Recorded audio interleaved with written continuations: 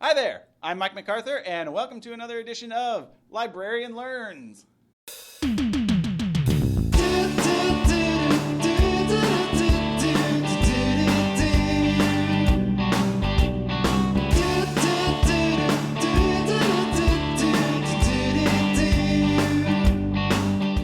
This is the series where I take a look at some local Oshkosh history that I've found interesting or that someone told me about. Friendly reminder to like and subscribe and share the videos around the interwebs if you would like to see more of them. Today we're talking about an interesting piece of retail history. Steins. Not the gardening shop, the ladies' ready-to-wear shop in a mansion on High Street. And it starts with a man named Frank Stein. Frank Stein was born in Oshkosh, October 13th, 1874, above his family's saloon. How Oshkosh is that? Several of his brothers actually went into the saloon business, but he entered the retail business at a young age, and he never really left. For years, Stein worked at the Heyman Company department store, which had a massive shop on Main Street, and he eventually became the manager there.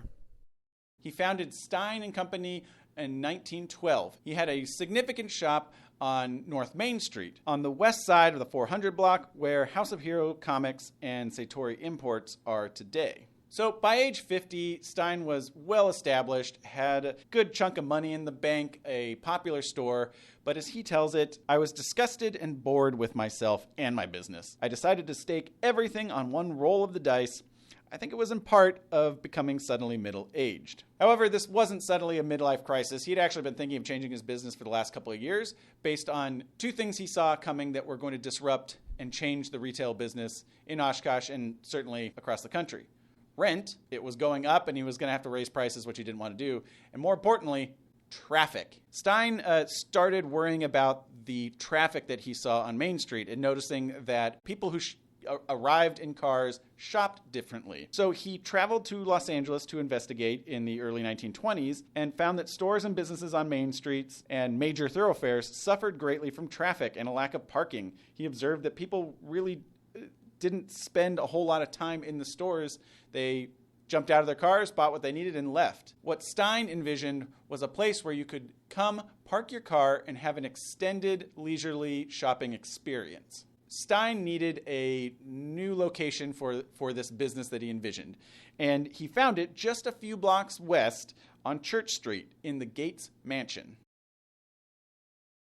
The mansion was built in 1889 by George W. Gates, who was the manager of the very successful Diamond Match Company. The mansion cost about $50,000, which translates to about $1.4 million today. Mr. Stein purchased it in July of 1924, and after some significant renovations and additions to the mansion, including kitchens and a whole front section added on to the building, Stein's Ladies' Ready-to-Wear Shop and Tea Room opened September 15th, 1924. It took a little while for it to catch on, and it was a very nervous couple of first years. It was 2 blocks away from Main Street, which is where everybody shopped. It had no windows, which was heresy for retail at the time, but eventually it did, and it became very popular.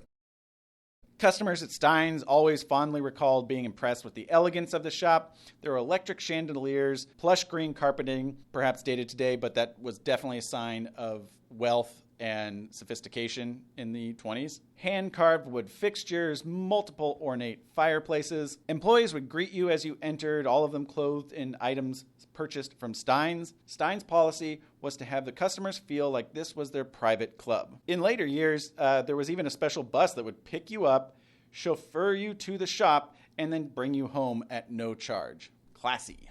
Each room was delegated to a different type of merchandise. You had a room for gloves, for scarves, for robes, for nightgowns, for jewelry, for hats. The whole front addition was a gift shop. The second floor was entirely dresses, and the offices were on the third floor. The centerpiece for the home was clearly the Hook and Hastings pipe organ, which occupied a prominent location in the main hallway and acted as basically a music room in the original house. This was definitely a status symbol that was impossible to miss as you entered the home. The pipes extended 2 stories. Performances on the organ became so popular that it became nearly a daily lunchtime occurrence. The luncheon side of the shop was something that Stein kind of thought of it as a loss leader. However, it turned out to be so profitable, he had to add a second dining room in the mid-1930s in the basement. This was named the Polar Bear Tea Rooms, probably because it was air-conditioned and was a popular place in the summer. Steins really was a special place. This was the place that you took friends from out of town who were visiting to kind of show off the kind of great things that were in Oshkosh. Stein operated the business for nearly 24 years, but unfortunately met a very tragic end the night of September 30th, 1947. On this Tuesday night, a flash fire ripped through the hallways and the rooms at Steins. It would later be determined that the fire originated from a faulty oil-burning heating system. Though the building was insured, at age 73, Stein really didn't have the heart to start all over again. He was quoted as saying that his once beautiful lady was now an old hag. Stein passed away in 1951 after several years of health conditions. Most people who remember him said those kind of health conditions pretty much started the day the shop burned. The building was fully demolished in 1951 to make way for, you guessed it, a parking lot. The parking lot's no longer there. The Oshkosh Police Department building stands in its place today. Steins was really ahead of his time when thinking about the shopping as an experience instead of an activity. And you're seeing kind of things, like that pop up again today as a way to compete with the convenience of online shopping. So hey, I learned something. Again, as always, let me know if I got anything wrong in the comments below, or you can contact me at the library using the links in the description. So until next time, I'll see you later.